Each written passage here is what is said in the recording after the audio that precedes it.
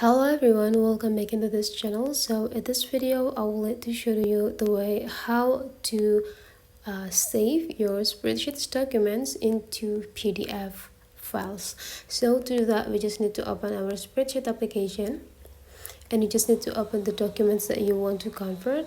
So you already have these documents. This document containing a lot of sheets actually, but then let's just do this instead. Go click these three small dots and go click the share and export, and there will be like several options here. Just go visit or click the print and the application will start printing your documents. So again, since this documents containing a lot of sheets, so you just need to pick which page that you want to print into the PDF.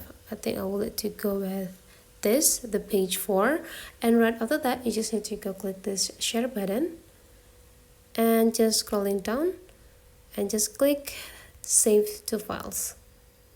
And now you just need to find the folders that you want to place them and go click save. And now those documents is already saved in PDF format. You'll see it's here.